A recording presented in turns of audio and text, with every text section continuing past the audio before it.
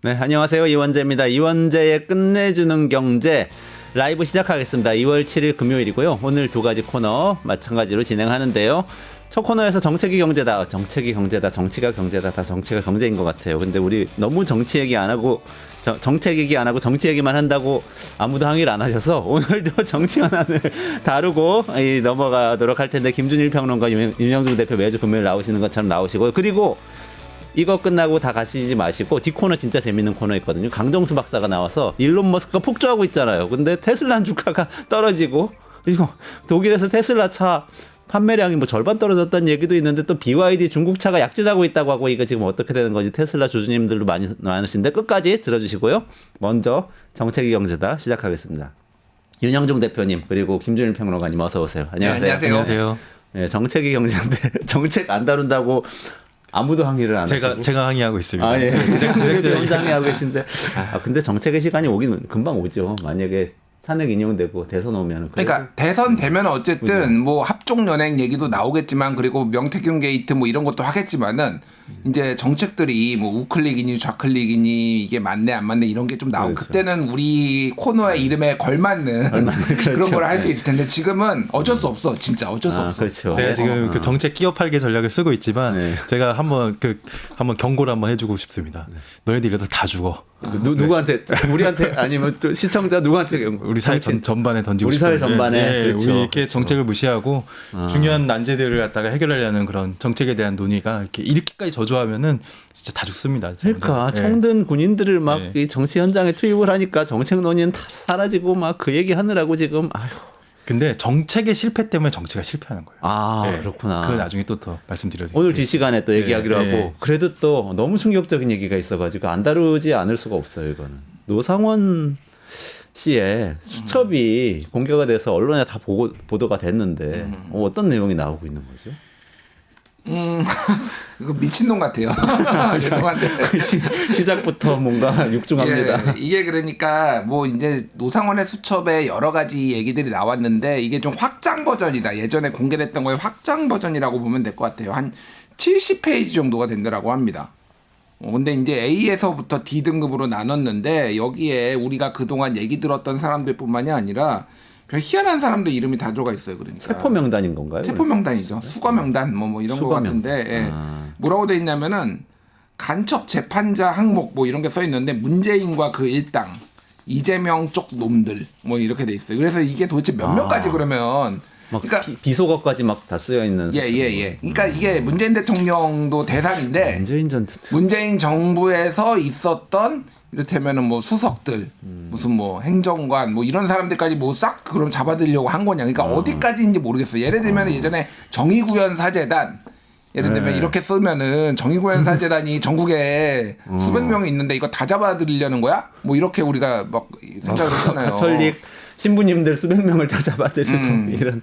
그리고 이제 유창훈 누구죠? 이게 좌파 판사 전원 이렇게 써놨는데, 이게 누구 유창훈이라는 이름이 2023년 9월에 이재명 대표 영장 실질 심사 받을 때 그때 기각했던 구속 영장 기각했던 그 판사예요. 네네네. 이 사람도 어쨌든 잡아들이겠다 뭐 얘기를 하고.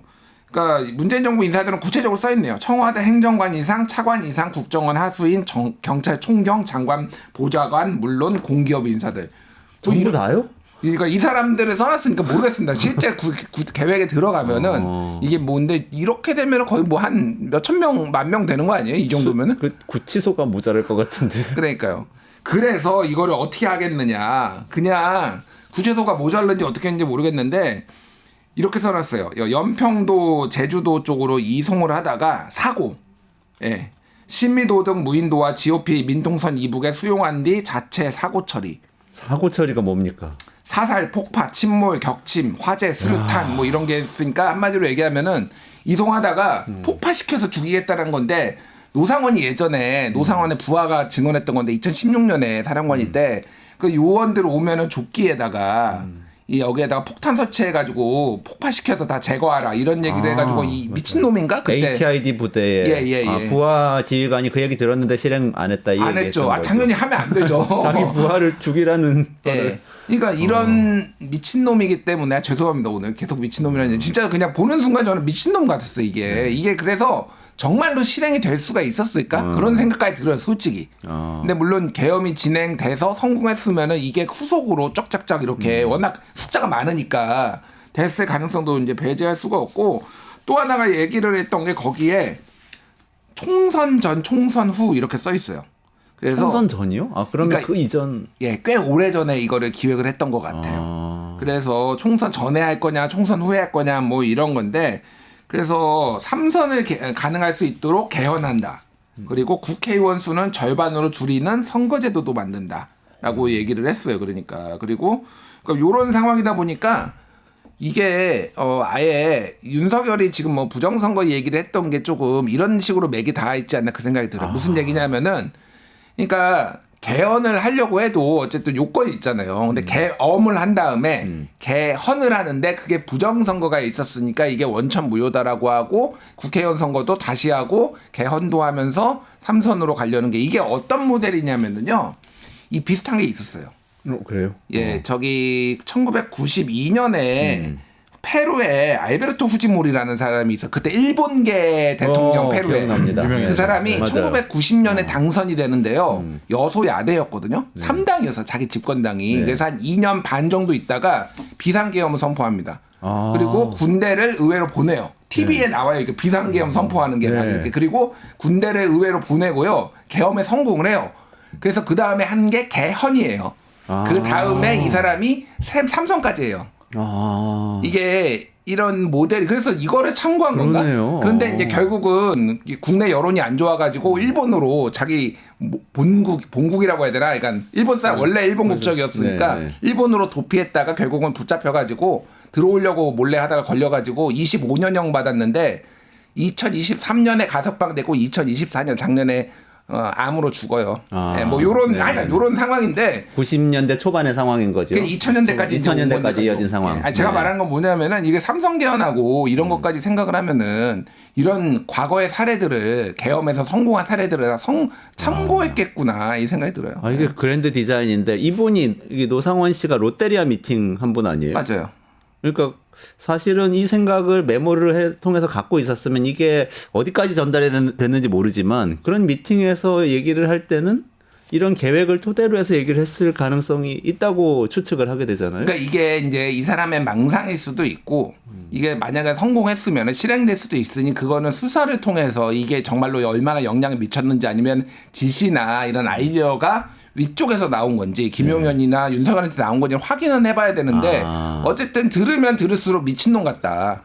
네. 근데 어쨌든 위에서 뭐 이런 상황을 비상대권을 통해서 타결할 거니까 계획을 짜봐 그랬을 수도 있고 그래서 이렇게 쭉 펼쳤을 수도 있고 아니면 이 노상원이라는 사람이 막 여러 가지 망상과 또는 자료 조사도 많이 했네요. 후지모리 그거는 제가 유추한 거지 거기에 써있진 않아요. 그러니까 저도 추측을 하자면 그런 사람들의 사례를 보고 자기가 짜서 이렇게 돌파를 해봅시다라고 김용현 장관 통해서 윤석열 씨한테까지 전달이 됐을 수도 있고 이건 아예 고리가 없고 그냥 혼자 수첩에다가 막 망상을 적어놓은 걸 수도 있고 현재로선 그렇다는 거죠. 차범근 전 감독 이름도 있었어. 도대체 축구 감독 차범근 씨요? 차범근 씨도 있어요. 네. 차범근 씨도 있었고. 차범근 씨도 있어요. 그게 조국 사태 때 무슨 뭐 성명 발표했나 뭐 그랬던 것 같아요. 그래서 그렇더라고 기사 보니까. 그래서 그것 때문이냐 뭐 하여간 뭐 별 희한한 사람이 다 있어요. 전 국민 출국 금지 네, 그 얘기도 있던데요? 있었죠. 그러니까 저는 이 오늘 수첩 내용이 이제 보도되면서 이 사람에 대해서 뭐 미친놈, 망상, 막 약간 온갖 거의 뭐 그 표현들이 나오잖아요. 네네. 사실 그런 표현이 거의 나오는 게 나올 수밖에 없는 행태들을 보였죠. 뭐 수첩에 뭐 어마어마한 강범위한 이제 명단들이 있었고 또 이제 뭐 체포 사살이라든지 심지어 그 전 국민 출국 금지 조치까지 검토했다라는 거 아닙니까? 그 지난번에 김용현은 이제 그 본인은 이제 야간 출입 금지를 넣었었는데 윤 대통령께서 그거는 안 된다고 삭제하셨다. 네네. 아, 서로 맞다. 네네. 약간 훈훈한 대화 주고받듯이 막 그렇게 네요. 진술한 것도 상당히 충격적이었는데 전 국민 출국 금지까지 검토했다는 걸 보니까 와, 이 사람들은 도대체 우리가 가진 그 국민으로서 인간으로서 가진 기본권에 대한 인식을 어느 정도 갖고 있는 것인지. 근데 이런 사람들이 이번 계엄에 가장 중요한 브레인이었다는 거죠. 그걸 우리가 그렇죠. 놓쳐서는 안 되는 것 같습니다. 네. 예. 전국민 출국 금지면 이거는 권위주의 국가 중에서도 중국, 러시아를 넘어서서 진짜 북한 모델인 것 같은 생각이 드는데요. 근데 이분이 노상원 씨라는 분이 이번 계엄 때도 중요한 역할을 했다고 지금 수사 결과 조금씩 드러나고 있지만 사실은 대한민국의 삼성 장군이었잖아요. 우리 군의 사령관이었단 말이죠. 그것도 요직을 다 거쳤고 정보사령관까지 예. 했다는 거 아니에요? 그러면 군 안에서도 이런 생각을 사실 가진 채로 업무를 했을 가능성이 있고 언제든지 정말 비상사태가 일어났을 때 그분이 통솔하는 군은 이분 생각대로 움직였을 거 아닙니까? 이런 게 좀 무시무시한 거예요. 그렇죠. 그러니까 근데 모든 부하 직원들이 다 노사원 같지는 않으니까 이제 뭐 그때 뭐 조끼에다가 폭탄 설치해가지고 뭐 폭발 이런 거 안 들었겠죠. 근데 이제 계엄이란 사태가 만약에 성공을 했으면은 솔직히 네. 모르는 거지 그러니까 이게. 이게 저는 이제 군에 이런 분이 주류고 이런 분이 거의 끝까지 승진한다라고까지 평가하고 싶지는 않습니다. 그리고 우리 군이 그 어느 정도 상당히 상식적이고 합리적인 분들이 상당히 요직을 어느 정도 차지해 왔다라고 저는 그래도 믿고 싶은데 다만 이런 건 있는 것 같습니다. 이분이 이렇게 이제 진급해서 본인은 밀려났다 할 만큼 했다고 많은 사람들이 보지만 밀려났다라고 생각한 이후에는 거기에 대한 억한 심정이 상당히 있었던 것 같고요. 그리고 군에서는 정말 다들 진급에 어마어마하게 목숨을 걸거든요. 근데 그 진급을 어떻게 하면 할 수 있는가가 굉장히 이미 군 내에서는 문화가 되었습니다. 괜찮은 실적을 쌓을수록 합리적인 인격으로 이제 그 군대를 잘 통솔할수록 아닙니다. 줄을 잘 서는 게 굉장히 중요했거든요. 그래서 노상원도 그 생각을 했고 본인의 그 망상과 억한 심정들이 이 줄 잘 서는 것과 같이 결부되면서 이런 말도 안 되는 일이 벌어지지 않았나. 예. 그렇군요. 앞으로 이게 재발하지 않도록 정말 뭔가 시스템을 잘 만들어야 될 것 같은 생각이 듭니다. 근데 사실 말씀하신 대로 정말 군인 중에서도 좀 올곧은 생각을 갖고 계신 분들이 있다고 저는 느낀 게 탄핵 심판에서 증언하는 분들 중에 저는 사실 뭐 그분들 사실 내란에 가담했다고 볼 수도 있으니까 처벌 받겠지만 곽정근 특전사령관이라든지 또 어제 등장했던 수방사. 네, 네. 수방사의 조성현 단장, 네. 수방사령관은 말이 왔다 갔다 하는 그런 분들도 보면서는 그래도 군인들이 이렇구나 책임지겠다는 사람들이 있구나 이런 생각을 좀 하기는 했었습니다. 네. 탄핵 심판은 어떻게 보셨어요? 어제 이제 요약하자면은 조성현 1경비단장은 이번에 유일하게 재판관들이 전원 합의로 이 사람은 불러야 된다라고 했던 유일한 증인이에요. 수방사 경비단장이죠. 예, 그러니까. 1경비단장, 네. 수방사 1경비단장 이제 좀 베테랑 업무나 약간 센 업무들을 좀 맡는데, 그러니까 그 이유는 아까 얘기했지만 이진우 수방사령관이 나와가지고 지금 형사재판 중에 있어서 답변이 제한됩니다라는 말을 계속 반복을 했거든요. 네네. 그러니까 실체를 알 수가 없으니 확인을 하겠다라고 해서 했는데 말씀하셨다시피 다 정치인 체포하라는 지시 들었다. 그런데 이게 너무 중대한 얘기라서 특전사령부하고 특전사령관하고 좀 상의를 해보시는 게 좋겠다 이런 얘기를 했다. 뭐 이런 얘기를 다 진술을 했거든요. 본인이.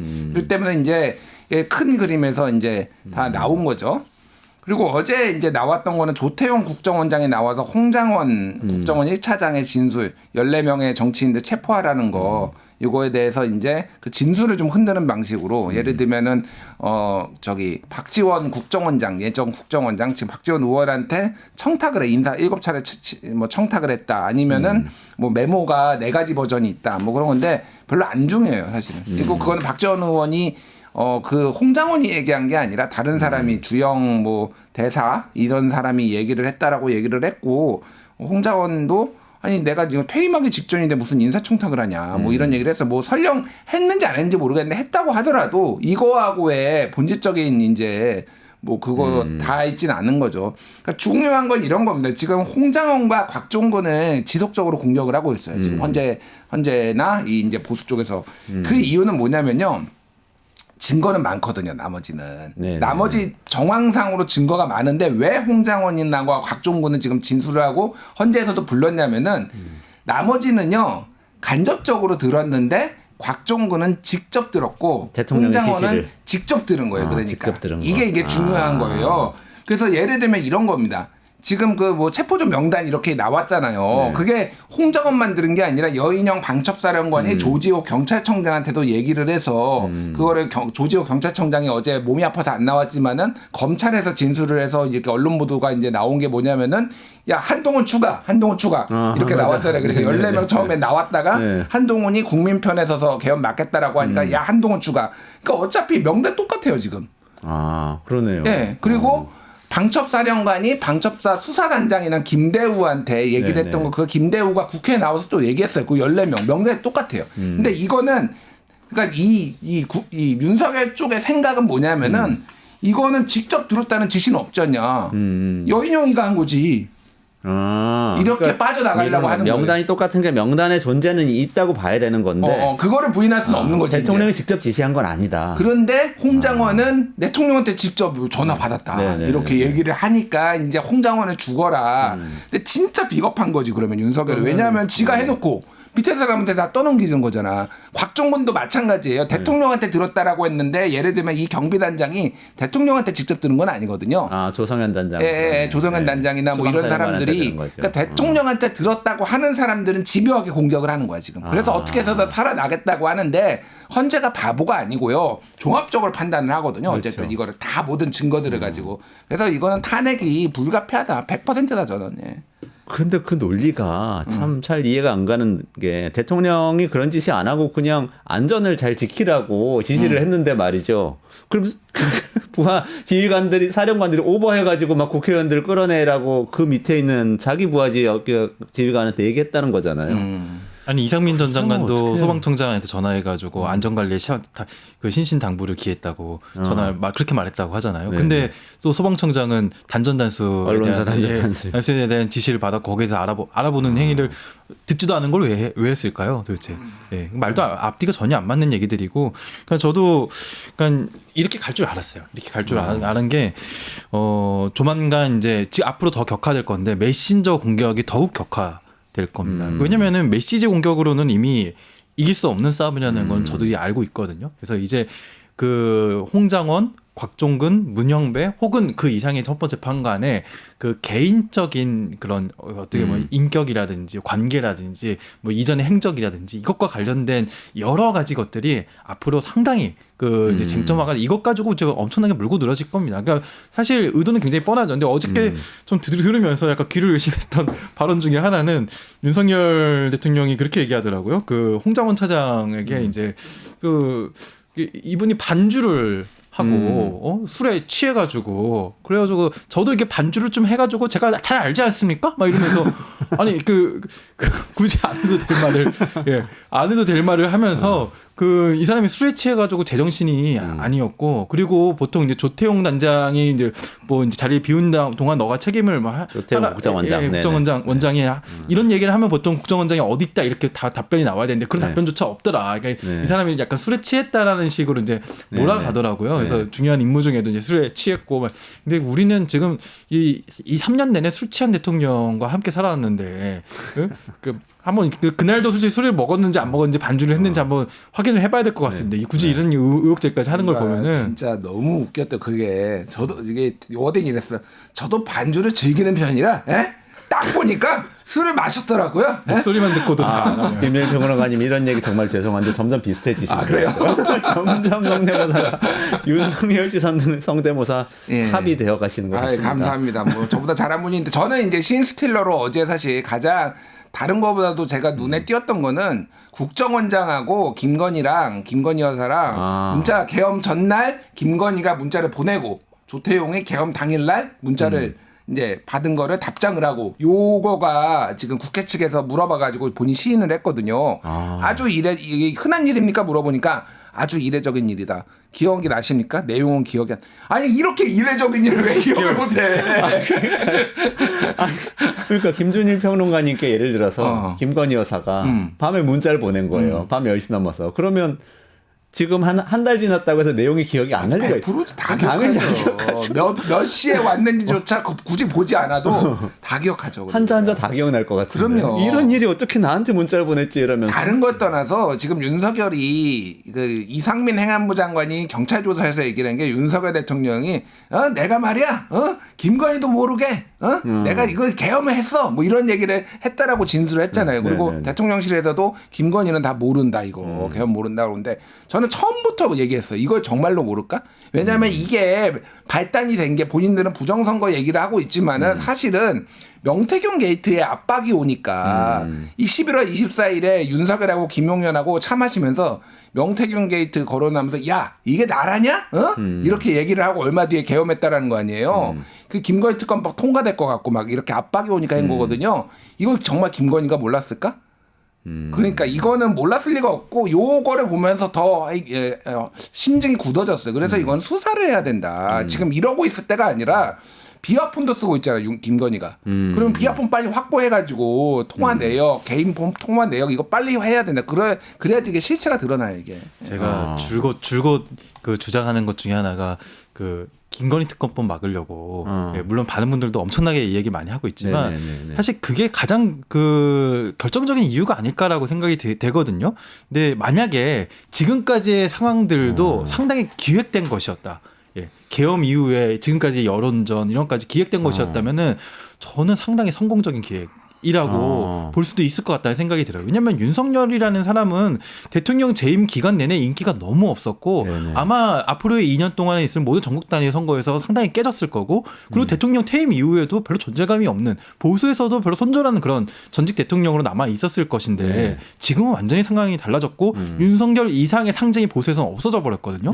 예, 아마 지금까지 이것조차도 기획이었다면은 그렇게 실패한 기획일까? 그래서 저는 김건희 씨에 대한 그 문자 내용이 무엇이었고 앞으로 또 어떤 그 행보를 할지도 모르니까 저는 사실 수사가 필요하다는 입장입니다. 그러니까 조태용 원장이 그 사실상 문자 내용을 숨기고 있는 것 같아 보이는데, 근데 또 저는 비슷한 증언이 있었더라고요. 사적인 가정사를 윤석열 대통령이 그 비상계엄 선포 이후로 얘기를 했었다는 증언이 있었어요. 김봉식 전 서울경찰청장이 국회 대리인단 질의하는 과정에서 수사 기록 보니까 개인 가정사를 얘기했다고 자기가 진술했던데 그거 가정사가 뭐냐 그랬더니 김 전 청장이 이 자리에서 답변하기 적절치 않다. 다시 말해서 검찰 수사 과정에서 자기가 그 진술을 했다는 거는 인정을 한 셈이죠, 이거.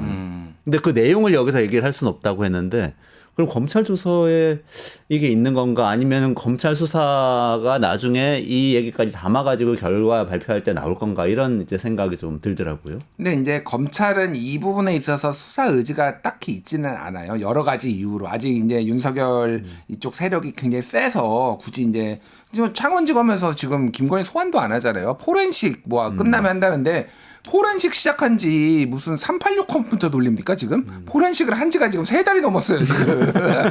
아니 포렌식은 제가 이게 한번 예. 하나 말 당해봐서 아는데요. 예. 그냥 USB 갖고 와가지고 딱 꽂으면은 정말 5분에 끝납니다. 아니 그러니까요. 안 돼, 끝나요. 뉴스타파가 우리가 보도했잖아요. 저번에 이거 명태균 폰 그거가 포렌식 한 게 11월이에요. 근데 아직도 포렌식이 안 끝났다 뭐 이런 얘기 지금 법무부 장관 대행이 지금 나와서 하고 이건 저는 진짜 추론인데 김건희가 닥달했을 수도 있어요. 예, 윤석열. 계엄이라도 하라고. 그러니까 이런 거죠. 예전에 그 뭐 육성 기억나시죠? 그 명태균이 얘기했던 오빠 대통령 맞아? 이러면서 그러니까 딱 이거 내 느낌은 오빠 대통령 맞아? 지금 이거 지금 통과될 거 김건희 특검법 통과될 것 같은데 이거 지금 가만히 둘 거야? 뭐 이렇게 했을 가능성이 있어요 진짜. 그러면은 내가 싹 다 잡아드릴게 걱정하지 마 이게 불가능한다라는 게 아니에요. 제가 보고 충분히 가능성이 있다. 예. 비상대권이란 게 있다. 이런 이제 법률적 지식을 장황하게 이야기하면서 그러니까. 가정사가 그런 거였을 수도 있다. 그러니까 그런 거에 가능성은 충분히 있어요. 제가 보기에. 그것만 아니었으면 좋겠는데. 그리고 우리가 물어보지를 않았잖아요. 김건희 여사가 아냐고 물어보지 않았는데 진짜 물어보지 안물이었는데 먼저 얘기했단 말이에요. 내가 김건희도 모르게 했어. 막 이렇게 얘기했단 말이죠. 예. 가장 캥기는 부분이었을 겁니다. 그래도 이런 부분들은 어쨌든 탄핵 심판 자체는 영향은 별로 없는 거죠. 아까 말씀하셨던 실제로 대통령이 비상계엄을 선포한 것 자체가 합헌이냐 반헌법적인 것이냐 그리고 실제 지시 자체의 내용이 국회를 실제 침탈하려고 한 것이냐 아니냐 이런 것들이 이제 종합적으로 판단을 하게 되는 거죠. 그러니까 이게 네 가지 쟁점으로 이제 모여졌잖아요. 계속 여러 번 말씀드렸는데 비상계엄을 선포할 요건이 되느냐, 전시사변, 국가 비상 상황. 두 번째가 포고령이 법 위반 사항이 있느냐 없느냐. 세 번째가 국회 군 보낸 게 문제가 있느냐 없느냐. 네 번째가 선관위에 보낸 게 있는. 전부 다 걸려요. 그러니까 전시사변, 국가 비상 상황이 아닌 거는 이미 모두가 알고 있잖아요. 그렇죠. 지금. 네. 그래서 그 박춘섭 경제수석도 나와가지고 대왕고래 예산을 삭감해가지고 뭐 그러니까 국회 측에서 모르면 그게 그러면 국가가 정지될 상황입니까? 뭐 이렇게. 근데 결국 그날 심지어 팠는데 안 나왔어. 산업부에서 발표해버렸어. 그날 그것도 끄긴 했지만 예산 삭감해서 계엄 선포한다는 거는 그거는 말이 안 되는 거죠. 포고령 1호도 정치 활동 금지 이거 불법이거든요. 네. 뭐 그러니까 세 번째 네 번째 그래서 이거에 안 걸릴 수가 없고요. 지금 일정은 이제 오늘 증인 선택, 그러니까 채택 여부를 오늘 결정한다고 그랬어요. 윤석열이. 그게 이제 한덕수 국무총리 뭐 이런 사람인데 이때 다음 주 화요일에 잡혔거든요. 그게 이제 뭐냐면은 각자 증거를 냈는데 채택이 안 된 것들을 검토하는 거예요. 그래서 이거는 무조건 한번 해야 되는 거예요. 그러니까. 증인 변론이 아니더라도 거기에 추가로 이제 증인이 들어와서 한두 명이 들어올지 안 들어올지 각자 2시간씩 준다고 했어요. 그렇게 하고 마지막에 최후 변론, 최후 진술 같이 이렇게 한번 하고 그래서 최소 2번은 더 해야 된다 지금. 뭐 이렇게 했는데 그게 한두 번 늘어날지 여부는 봐야 되겠고 그렇게 될 경우에는 2월 말은 어려워요. 지금 일정상 봤을 때 2월 말은 안 되고 제가 보기에는 3월 둘째 주? 뭐 아니면 빠르면 첫째 주 요 정도가 이제 탄핵 선고 날 것 같아요. 지금 언론 보도 중에 중대 결심한다고 그래가지고 대리인단 다 사퇴시키면은 더 늘어질 수도 있다 이런 보도가 있던데 이거는 어떤 거예요? 근데 본인이 변호사 자격증 갖고 있으면은 그 더 늘어지지 않고 그 예정대로 또 진행을 할 수 있다고도 하고요. 사실 그거는 뭐 정치적 제스처이죠. 뭐 그 이상의 뭐 대통령을 뭐 스스로 그만두겠다 뭐 이런 설도 나오던데요. 뭐 아직까지는 뭐 어떤 중대 결심을 할 수 있을지. 예. 근데 박근혜 때도 그랬는데 결국은 사퇴 안 했고요. 그러니까 그거는 조금 그러니까 엇갈리는데 변호사 자격증이 있어도 개업을 안 하고 휴업 상태면은 해당이 되지 않으니 변호사는 선임해야 된다라고 하는데 그러면 헌재에서 국선 변호사 선임해 줄 거예요. 다 사퇴하면은 국선 변호사를 붙이면은 이제 이게 더 엉망진창이 돼서 실제 사퇴까지는 어려운 게 하나가 있는데 변수가 하나가 있어요. 변수가. 뭐죠? 그러니까 변수라는 게 탄핵이 되고 안 되고의 변수가 아니라 이 기한이 좀 더 네. 마은혁 재판관입니다. 아. 이게 뭐냐면은 지금 보수 쪽에서 국힘 쪽에서 지금 계속 반대하고 최상목도 마은혁 임명 안 하고 있잖아요. 근데 마은혁이 만약에 제가 이거를 그래서 이쪽이 모질이들 아니 죄송합니다. 약간 이게 전략적으로 미스가 났다 바보들이다 이런 얘기를 한 게 마은혁을 임명을 했으면요. 네. 그러면요 이게 변론 갱신을 할 수가 있어요. 이게 무슨 얘기냐면은 마은혁이 다 못 들었잖아요. 네네네. 그러면 아니 이거 헌법재판관이 들어왔는데 이거 다 못 듣고 하는 게 맞아? 그러면은 이거를 형사재판에서 어떤 일이 있냐면 양승태 대법원장 같은 경우에는 중간에 재판관이 6년 걸렸거든요 재판이. 네. 근데 네네. 그 중에 이유가 하나가 중간에 이제 인사나서 재판관이 바뀌었어요. 저 재판관이 다 이것도 앞에 있었던 재판을 다 이해를 해야 될 거 아니냐. 그래서 그거를 짧게 하는 경우도 있는데 앞에 있었던 재판을 전부 다 들려줬어요. 녹음한 거를. 7개월 걸렸습니다. 그게. 그러니까 이게 7개월 걸린다는 얘기는 아닌데 이를테면은 몇 번을 더 할 수 있는 거예요. 마은혁을 임명을 해가지고 최종 변론을 한 이후에 만약에 들어올 경우에는 그럼 본인이 회피를 하지 않는 이상 할 수 있는데 그러니까 지금 저는 급해지면은요 국힘에서 마은혁 임명하라고 갑자기 외칠 수도 있어요. 마은혁을 임명하라. 마은혁을 임명하라 그래서 변론 재개, 변론 이제 갱신할 수 있도록 요 변수가 하나가 있기는 해요 지금. 예. 그렇게까지 꼭 국민의힘이 할 수 있는지 한번 지켜보겠습니다. 그렇게까지 말을 확 바꿀 수 있는지 명분 없이. 알겠습니다. 일단 그럼 말씀하신 내용으로는 마은혁 재판관 변수가 남아있긴 하지만 이 모든 지금 잡음에도 불구하고 헌법재판은 사실 탄핵 인용 방향이라고 계속 말씀 주셨는데 대통령 파면 방향으로 한 3월 중순까지는 결론이 날 것이다. 이렇게 말씀을 주셨어요. 이렇게 이게 탄핵 심판 얘기 여기까지 한번 정리를 하시고 그 기다리던 정책 얘기로 한번 넘어가 보시죠. 네, 이것도 정치적 뭐 정책 얘기라고도 할 수 있겠네요. 네. 윤 대표님, 이재명 대표 요즘 그 뭔가 이 정책 변화의 드라이브를 걸고 있는데 여기에 네. 대해서 조금 말씀 주시고 네. 거기에 대해서 토론하는 시간 가져보도록 하죠. 네, 이재명 대표가 뭐 교섭단체 대표 연설을 했죠. 그 교섭단체 대표 연설에서 지난번에는 이제 먹사니즘, 먹고 사는 문제가 가장 중요하다. 약간 이런 표현으로 먹사니즘이라는 표현을 썼는데 이번에는 좀 표현을 바꿨더라고요. 뭐 사람들마다 뭐 반응은 여러 가지지만 잘사니즘이라고 이제 표현을 했는데 잘사니즘의 이제 본인의 의미를 이렇게 표현을 했습니다.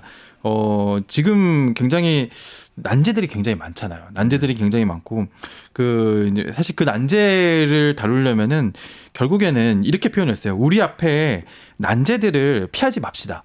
예. 쟁점과 논란의 정면으로 부딪혀 소통과 토론을 통해 해결책을 만들고 그리고 그 성과로 이제 미래를 방지할 때 좀 당연한 얘기들인데 근데 이제 그 얘기의 핵심은 사실 이견을 조정해가지고, 그러니까 이념에 집중할 게 아니라 이견을 조정해가지고 타협안을 만들어내야 이제 좀 한 발짝이라도 나아갈 수 있다라는 게 본인이 얘기하는 잘사니즘의 핵심이라고 이제 정의를 했더라고요. 그래서 대표적인 예를 든 것이 최근에 이제 논란이 되었었던 52시간 예를 들었는데요. 52시간 사안도 마찬가지로 이게 굉장히 이제 뭐 진보 보수가 굉장히 대립되는 사안이잖아요. 근데 꼭 그런 사안만은 아니다라는 취지로 이게 이제 삼성전자 같은 기업이 총노동 시간을 늘리자고 그런 취지로 이제 이런 제안을 하는 게 아니지 않겠어. 자기는 그렇게 믿고 싶지 않다고. 근데 다만 고연봉의 연구직에 한해서 굉장히 집중적인 연구가 필요할 때 한정해서 이제 하자는 것인데 근데 그렇게 할 경우에는 또 진보 쪽이나 노동계에서는 분명히 그런 식으로 제도에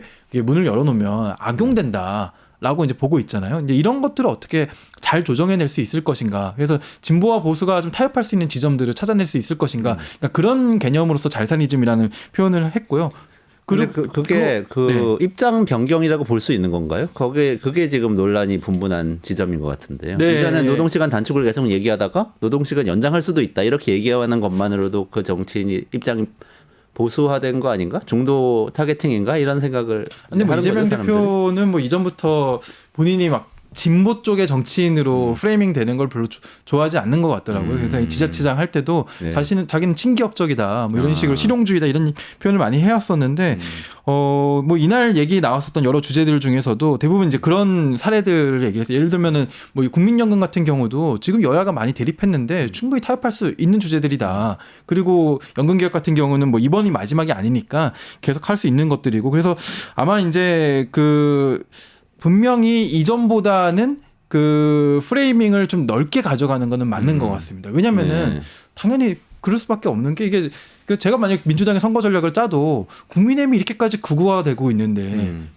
극우화되고 있어서 민심을 잃은 보수 쪽 건전한 보수나 아니면 중도 쪽 분들이 어떻게 이제 마음을 둘 곳이 없을 거 아니에요. 사실 거기에 이제 선거 전략을 상당히 집중하는 게 뭐 어느 정도 유효한 선거 전략이 될 수도 있지 않을까. 근데 물론 이분의 원래 이제 지향 면에서도 뭐 크게 벗어나지는 않는 것 같다라는 평가를 내릴 수 있을 것 같습니다. 아 그렇군요. 평론가님 어떻게 보세요? 전형적인 방식이죠. 전형적인 방식인 게 이게 대체로 보면 어쨌든 본진 집토끼를 먼저 결집시키고 집토끼에서의 마음을 얻은 다음에 선거가 가까워지면은 반대쪽으로 가는 게 뭐 공식 같은 거잖아요, 일종의. 그러니까 박근혜도 좌클릭했잖아요. 그때. 그랬죠. 뭐 김종인 영입하고 경제민주화 얘기하고 뭐 이준석 뭐 얘기하고 뭐 4대강 비판하고 뭐 이상동 교수 같은 사람 영입하고 막 그랬단 말이에요. 그러니까 본인이 취약한 지점을 선거를 앞두고 하는 거는 매우 익숙한 장면이다라는 건데 박근혜는 먹혔어요. 그게 먹혔죠. 어쨌든 그래서 이명박 정부 지지율 막 17%나 10%대 나왔는데 그거 뒤집었잖아요. 뭐 뒤집었다라기보다는 어쨌든 어려운 환경에서 이겨냈잖아요. 그러면 이재명이 이제 먹힐 것이냐 그게 중요한 것 같아요. 그리고 대통령이 되면은요 사실은 이게 당연한 거예요. 그러니까 자기 진영의 얘기만 들어서는 안 됩니다. 대통령은 어차피 모두의 대통령이니까 그거를 이제 문재인 정부가 사실은 진영의 입장만 너무 많이 반영을 해서 문제가 탈이 났어요. 그게 이제 최저임금 뭐 확 올리고 이런 거지. 그게 우려가 된다라고 얘기를 했음에도 불구하고 저도 최저임금을 그렇게 빨리 올렸을 때 부작용이 이제 있다라고 생각을 했거든요. 근데 어쨌든 그게 이제 현실화되니까 저는 이게 틀렸다라고 보진 않아요. 근데 문제는 사람들이 이제 믿을 것이냐. 신뢰의 문제죠. 신뢰의 문제. 그러니까 이재명은 본인은 먼저 예전에는 억강부약 대동세상을 얘기를 하다가 그렇죠. 네. 지금 점점점 이제 기본사회를 얘기하다가 갑자기 이제 자이사니즘을 얘기하기 시작하는 거예요. 이 변화가 사람들이 보기에는 너무 드라마틱한 거죠. 그러니까 그리고 이제 박근혜 존경한다 했다가 존경한다 하니까 진짜 존경하는 줄 알더라 뭐 이렇게의 사소한 에피소드지만은 그런 부분들이 사람들의 좀 각인이 된 부분이 있어요. 그래서 이걸 얼마나 신뢰를 할 수 있는 것인가 정책적으로는 좀 그 부분이 숙제로 남아있다. 예. 그 박근혜 전 대통령이 경제민주화 처음 내걸었을 때가 2012년이거든요. 네네. 만약에 그때 경제민주화로 정책을 전환하겠다라는 얘기만 발표했었으면은 아무도 믿지 않고 아마 효과도 전혀 없었을 겁니다. 그런데 김종인 박사를 영입해가지고 그렇죠. 선거에 맞아요. 이제 거의 네네네. 그 가장 중요한 인물로 내세웠었죠. 네, 그리고 당시에 경제민주화의 대부로 그렇죠. 알려져 있던 심지어 헌법에 경제민주화라는 조항을 넣은 장본인이 이제 김종인 박사 그 사람을 캠프로 영입을 해서 하지 네. 않습니까? 또 당시 MB 때 이명박 정권 시절에 뭐 검찰개혁, 언론개혁 얘기가 좀 나왔었는데 거기에 대해서 상당히 세게 얘기하는 이상돈 교수를 네, 또 네, 영입했단 네. 말이죠. 그러니까 상징적인 인물들을 영입하면서 본인이 얘기하고 있는 그런 정책적인 지향을 굉장히 설득력을 강화시켜줬거든요. 아마 이재명 대표도 앞으로 아마 선거 때 정책 얘기와 공약 얘기로 유권자들이 이렇게 믿지는 않습니다. 네. 예, 믿지는 않기 때문에 그것에 부합하는 수준의 그 부가적인 대책들 그런 것들이 뭐가 돼야 할지 아마 한국 사회에서 가장 받아들여지기 쉬운 것은 인물 영입인 것 같아요. 저는 그러네요. 그렇게 바람직하게 보이지는 않지만 예, 인물 영입인 것 같은데 그런 쪽에서도 성과를 낼 수 있을지 예를 들면은 뭐 문재인 전 대통령의 경우에는 조응천 전 의원을 영입했을 때 상당히 화제가 됐었잖아요. 네네네. 그런 것처럼 이제 본인이 지향하는 가치에 맞는 인물을 영입하거나 뭐 이럴 때 이제 좀 그 상승작용의 설득력을 얻을 수 있을 것 같고요. 최근에 그래도 그 저는 눈여겨본 사례 중에 하나가 김현종 전 한미 FTA 그 맞아요. 네. 수석 본부장이었나요? 그 네, 통상교섭 본부장도 하셨고 청와대에서 이제 안보실장도 하셨고 네. 이분을 이제 그 외교안보 특보로 해가지고 외교 쪽은 위성락 전 대사 그리고 그 이제 경제안보 쪽은 그 김현종 전 본부장을 이렇게 투톱으로 좀 내세웠거든요. 그러니까 아마 그 마침 또 어제 트럼프가 상호관세를 발표하지 않았습니까? 저 트럼프 굉장히 무섭고 저는 이제 트럼프다운 결정인 것 같은데 이 상호관세 각국별로 이제 협상을 하겠다는 거잖아요. 네. 이때 저는 김현종 본부장의 장기가 잘 살아날 수 있을 것 같다는 생각이 들거든요. 그래서 이런 것들을 오히려 잘 그렇게 큰 뉴스가 안 됐던 것 같은데 민주당 쪽에서 좀 잘 생각을 해봐야 될 것 같습니다. 말하자면 친중 프레임이 있으니까 사실은 친미라고 많이 여겨지는 인사들을 영입을 한 셈이네요. 그렇죠. 김현종. 네. 위성락, 김현종 둘 다 좀 안정감 있는 인사라서요. 위성락 대사도 뭐 미국에서 그 외교관 생활을 했었고 미국 통으로도 알려져 있죠. 러시아 대사도 하긴 했지만. 알겠습니다. 그럼 이재명 대표 여기까지 한번 얘기해보고 저는 또 요즘 눈에 띈 사람이 오세훈 이 시장인데요. 대권 행보를 하는 것 같아요. 그러면서 정책적인 이슈를 치고 나오는 그래도 모습을 보이는데 저는 그 지방분권 개헌 얘기한 게 그 눈에 띄더라고요. 지방분권 보통 민주당 의제였잖아요. 근데 오세훈 시장이 토론회 하면서 뭐 그 개헌까지 해야 된다고 얘기했는데 이거는 어떻게 보셨어요? 진짜 저는 정말 좋은 의제라고 생각해요. 근데 이분이 서울시장을 지금 네 번째잖아요. 이분이 지방분권에 대해서 그동안 어떤 의지가 있었는지, 어떤 말씀을 내놨는지, 그에 부합하는 어떤 정책이 있었는지 사실 좀 의아하더라고요. 이게 본인의 그 물론 이재명 대표도 말을 바꿨다 이렇게 얘기하지만 뭐 기본사회라는 거는 본인이 여태까지 해왔던 정책의 일관성이 있었던 네네. 것이었잖아요. 근데 그 아무튼 그래도 저는 그렇게까지 폄하하고 싶지는 않습니다. 그래서 지방분권이 그래도 중요하고 근데 다만 이렇게는 좀 보여요. 본인이 약한 부분이 이미 수도권과 서울에서의 인지도 본인이 서울시장을 4번이나 했었고 이건 상당히 충분히 있는 상태인데 본인의 약점이 지역, 균형 그리고 지방 이런 쪽이라고 생각을 했던 것 같아요. 그래서 아마 그 이재명 대표가 우클릭 그리고 박근혜 전 대통령이 좌클릭하는 것처럼 본인도 이제 수도권에서 지방 클릭을 하는 게 아닐까. 지방 클릭을 하면서 대권 행보를 하고 있다.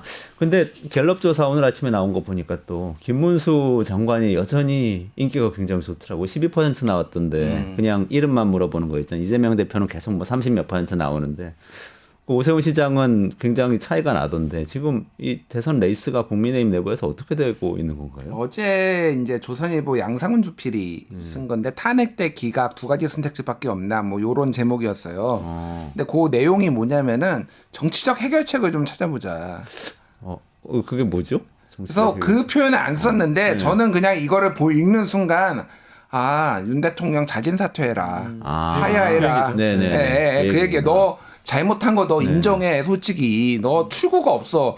그러니까 탄핵 심판 끝났다고 봤어요. 조선일보도 끝났다고 막 혼자 흔들고 하고는 있지만 한쪽으로는 이게 왜 그러냐면은 지금 상황으로 가면은요. 이렇게 되면 탄핵 이제 인용되고 그러면은 폭동이 일어날 테고 막 이렇게 어수선한 상황 다 지지자들 흥분된 상태에서 경선 들어가기 시작하면은 김문수나 뭐 이런 사람들이 될 가능성이 높다. 이거를 조선일보가 우려하는 거예요, 사실은. 그렇게 해석할 수 그래서 있구나. 차분하게 너 잘못하고 이제 정권 우리가 다시 보수가 가져오려면은 안 돼. 너는 좀 제발 샷아웃 해줘. 뭐 이런 셋업 해줘. 뭐 이런 걸로 지금 저는 읽었어요. 그러니까. 사퇴를 한다는 건 잘못을 인정하는 의미니까 그렇지. 그렇다는 이제 거네요. 좀 지지자들 이제 흥분 좀 가라앉히고. 그래서 그런 사람이 그래서 뭐 일각에서는 야 그러면 이제 조선일보가 좀 오세훈 믿는 거야? 약간 이런 얘기까지 나왔어요. 네네네네. 그러니까 그래서 저 요 내용은 지방의 핵심 권양 이양해야 하는 저는 큰 틀에서는 뭐 아까 얘기했던 민주당 쪽에서도 얘기했던 거고 네네네. 틀린 말이 아닌데 사실 서울은 지방이 아니죠. 서울은 지방이 아니에요. 지방의 서울은 아마 서울시장으로서는 겪어보지 않았을 거다. 그렇죠. 네. 그러니까 체화됐느냐 그런 거는 좀 의문인 것 같고 오세훈 시장을 굉장히 주목해야 되는 게 여론조사 보면은요. 제가 뭐 다 말씀하지 않겠지만은 중도가 되게 중요하잖아요. 네. 이재명 대표보다 중도에서 선호도가 더 오세훈이 더 높은 여론조사도 있어요. 예. 그러니까 사실은 오세훈이 어쨌든 행정 경험이 많기 때문에 이재명 대표의 행정 경험과 상쇄되고 어쨌든 탄핵을 찬성했다. 탄핵이 이제 절차가 진행되는 거를 어쨌든 얘기를 했잖아요. 그래서 중도에서도 비호감도가 적으면서 보수에서도 그렇게 비토가 세지 않아요. 그러니까 이게 약간 위협적이 될 수 있다. 지금 보수 쪽에서는 그렇게 보고 있는데 가장 무서운 거는 윤석열이 옥중 메시지를 낼 겁니다. 당이 하나가 돼서 당이 하나가 돼서 똘똘 뭉쳐서 뭐 부정선거 얘기하고 또 막 이러면은 반국가 세력을 맞서야 한다. 한국가 세력을 맞서 이제 돌아버리는 거지 그럼 이제 그쪽에서는 좀 제발 좀 뭐 이렇게 될 것 같아요. 예. 근데 국민의힘 의원들이 그 토론회 아까 얘기하셨던 지방분권 개헌 토론회 오세훈 시장 축사했던 거기에 절반이 갔다고 해가지고 지금 국민의힘 의원들은 윤석열 면회도 가고 오세훈 토론회도 가고 이게 말이 되는 건가? 이런 생각도 두 들더라고요. 가지가 배치되지 않는다고 스스로는 생각을 하죠. 불충이에요. 불충. 지금 탄핵. 근데 탄핵 찬성파잖아요. 찬성파는 아닌가? 그러니까 정확하게는 탄핵이 인용되어야 된다라는 게 아니라 탄핵 절차가 개시돼야 된다는 쪽이고 아예 요즘 그 얘기 안 해요. 그냥 이재명 얘기만 해요. 뭐만 하면 SNS에 이재명 이재명 얘기를 하니까 묘하게 스탠스를 잡고 있는 건 맞고 어쨌든 그러니까 뭐 대선 얘기를 직접 한 건 아니니까 여기에 가는 게 스스로는 국회의원들이 불충이라고 생각하지 않나 보죠. 오세훈 시장에게 제가 조언을 드리자면은 오세훈 시장 굉장히 전략적으로 애매한 스탠스를 취하고 있는 것 같은데 그래도 탄핵에 대해서 그리고 비상계엄에 대해서 좀 명확한 입장을 취해서 그 정직하게 그 본인이 이제 선거를 치렀으면 좋겠고요. 그리고 그 두 번째는 추경에 대해서 이게 선신성 추경이라고 하면서 굉장히 2주 전에는 이제 비하적으로 표현을 했거든요. 근데 그때만 해도 물론 권성동 원내대표 이런 사람들까지도 다 비판적이었는데 지금 이제 여당 내에서도 입장이 좀 바뀌고 있지 않습니까? 또 이제 이런 상황이니까 정말 대권을 꿈꾸는 그런 지도자라면은 지금 경제 상황에 맞는 그런 추경에 대한 분명한 입장. 저는 당연히 추경을 해야 한다는 그런 입장을 좀 내야 하지 않을까라고 생각을 합니다. 어쨌든 그런 입장까지 가미되면 오세훈 시장 더 위협적이 될 수도 있겠다 이런 생각도 들긴 그렇겠죠. 드는데요. 예. 조선일보는 아마 본인들이 점지하지 않은 그런 김문수 장관이 이렇게까지 뜨는 것이 또 차기 정권이 본인들이 원하지 않는 정권으로 가는 거에 대해서 굉장히 우려를 하는 것 같습니다. 경계를 하고 있다. 오세훈을 밀 것 같다는 추측도 들고. 조선일보 입장에서는 유튜브 보는 또라이는 윤석열만으로 족하다 이렇게 생각할 수도 있어요. 네, 진짜로. 네. 마무리해야 되는데 마지막으로 저 요거 하나만 너무 궁금해서였어요. 그 명태균 사건이 지금 단기간에 확 번져서 지금 정치 쟁점이 될 가능성이 높은가요? 어떤가요? 잘 모르겠어요, 솔직히. 잘 모르겠는데 명태균 특검이 통과될 가능성을 배제할 수 없. 지난번에 제가 한번 설명드렸잖아요. 네네네. 그러니까 이게 본격적으로 경선 3월 중순 정도 될 거거든요. 이제 네네. 거부권 행사에서 돌아오면은 그때 이제 민주당이 적절한 타이밍에 올리고 그러면은 김문수를 지지하는 의원들도 막 있을 텐데 김문수는 이거 아무런 상관없거든요. 그쵸. 네네. 그러니까 막 이게 꼭 친한 개만 꼭 이거를 찬성표를 던진다라는 생각을 할 필요가 없는 거죠. 그래서 복잡하게 될 수도 있겠다라는 거고 뭐 140명이 핸드폰에 있네 그거는 저는 과장이라고 봐. 그러니까 그 핸드폰에 그 의원 이름이 있는 게 뻥이라는 게 아니라 140명이 저도 한 100명 넘거든요. 뭐 의원들 전화번호 있는 게. 근데 그게 다 이제 자기하고 무슨 뭐 부정한 일을 한 건 아닐 테니까. 그렇죠. 그런데 네. 어쨌든 오세훈, 홍준표 이분들은 조금 타격을 입겠다. 그게 그렇죠. 막 어마어마한 게 아니고 특검을 하더라도 결론이 나지는 않아요. 그렇죠. 그리고 대선이 본격화되면은 만약에 그리고 대선 후보가 되면은 건드리기 어려워요. 그럼에도 불구하고 이게 약간 찜찜한 구석으로 그게 이재명의 대장동처럼 굉장히 찜찜하게 이제 남을 가능성이 상당히 있는 거죠. 아. 이게 안타까운 게 그 국민의힘이 윤석열을 손절할 수 있어도 김건희는 손절할 수가 없습니다. 이제 김건희 특검법, 명태균 특검법이 통과가 되면은 저는 절대 통과 안 될 거라고 봐요. 이 오세훈 시장도 그걸 알기 때문에 창원지검에 수사 빨리 해달라고 얘기했는데 그 말한 시점에 창원지검의 파견검사팀은 철수했고요. 그리고 수사팀도 축소됐습니다. 그래서 이미 수사를 제대로 아까 뭐 포렌식도 3개월 걸리잖아요. 네. 예, 하고 있는지조차 모르겠는데 그러니까 이미 안 하고 있는 거 알고서 오세훈 시장 그렇게 얘기하고 있는 거고요. 그리고 김문수가 뭐 후보가 되든 누가 후보가 되든 국민의힘에서는 여기서는 이탈할 수가 없습니다. 예. 그래서 명태균 특검, 김건희 특검법은 차기 정부에서나 가능할 것 같습니다.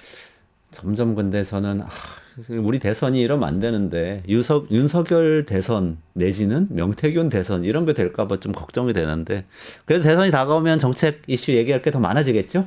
그래서 큰 옛날에 뭐 4대강 한반도 대우나 이런 논쟁도 있었고 뭐 여러 가지 정책 논쟁이 있었는데 그때는 정책 논쟁을 했네. 네, 모셔서 계속해서 논쟁하기로 하고 오늘은 여기까지 하고 마무리하겠습니다. 네, 윤형중 대표님하고 김준일 평론가님하고 같이 정치 현안, 정책 현안 이야기 나눴고 조금만 기다리시면 강정수 박사 모시고 테슬라 이야기 나누도록 하겠습니다. 두 분 여기서 보내드릴게요. 고맙습니다. 감사합니다. 감사합니다.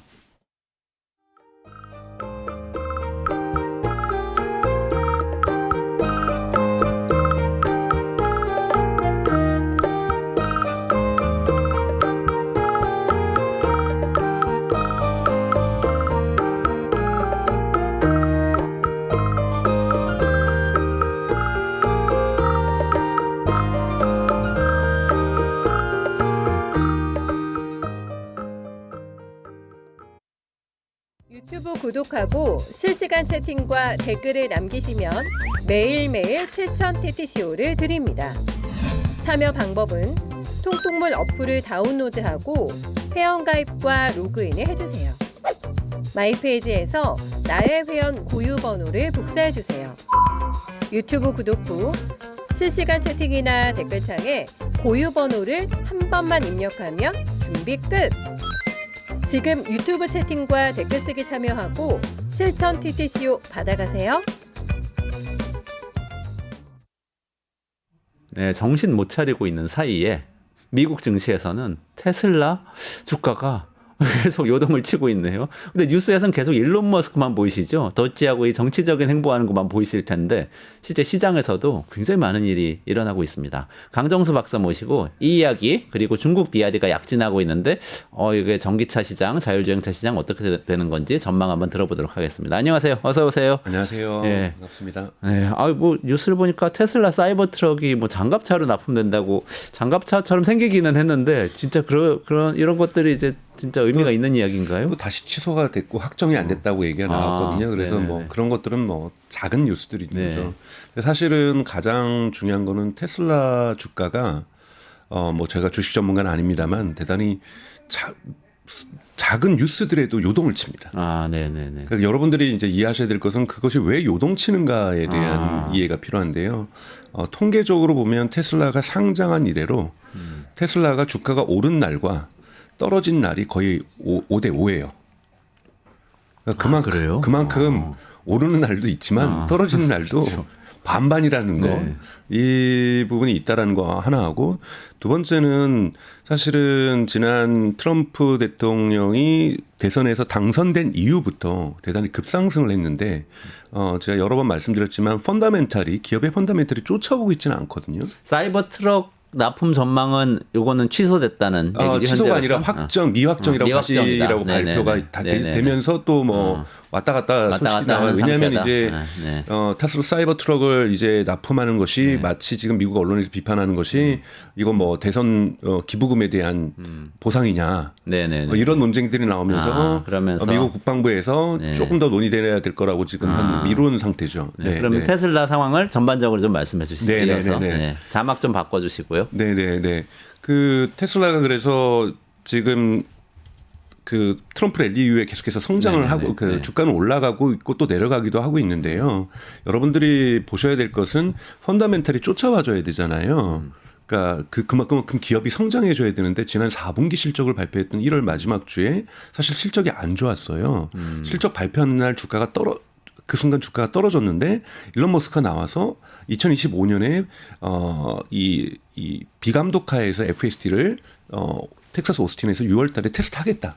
이 말을 하면서 주가가 다시 올랐거든요. 그러니까 지금 테슬라는 계속해서 기대치로 이제 개인 투자자뿐만이 아니라 이 기관 투자자까지 쫓아가고 있는 형국이라는 거죠. 이럴 경우에는 나쁜 소식이 나올 때마다 주가가 출렁일 수밖에 없다. 좋은 소식 나오면 또 올라가고. 네. 근데 탄탄하게 성장을 지속하기 위해서는 어느 정도 펀더멘탈이 나와야 되는데 그거는 결국은 자율주행에서의 비감독이 눈에 보이는 성과를 네네. 낼 때 그때부터는 예를 들자면 이러한 변동성이 심각해지지 않겠지만 네네네. 그래서 테슬라 주식은 항상 변동성이 심한 주식이다라는 걸 여러분 갖고 계셔야 되고 네네네. 제가 이제 가족들이 요즘은 저한테 많이 물어봐요. 테슬라 주식을 살까 말까. 제가 2년 동안 그 마음 졸임을 견딜 자신이 있느냐. 없으면 사지 말아라. 굳이 다른 좋은 주식들도 많은데 항상 마음 졸임을 이 심리적인 저항선을 갖고 가실 분들이나 이거는 가져갈 수 있는 것이지 이 변동성 자체 너무 일희일비하기는 되게 어렵다. 물론 전문 투자자분들께서는 주가가 내려갈 때 매수하는 네. 뭐 이러한 방식을 취하기도 하는데요. 여기가 뭐 주식에 대해서 저희가 얘기할 수 있는 건 네네네. 아니니까요.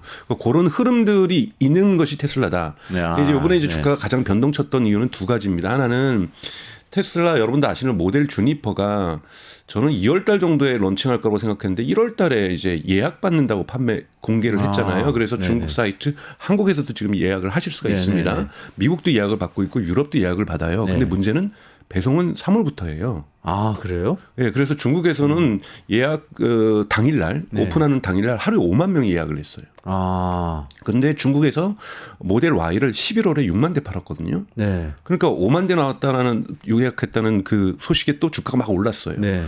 그런데 이번에 나온 것이 1월 달 매출 보니까 유럽에서 50%가 빠진 거예요. 테슬라 전체 매출이. 네네네. 너무 크게 빠진 거잖아요. 네. 근데 한번 생각을 해보세요.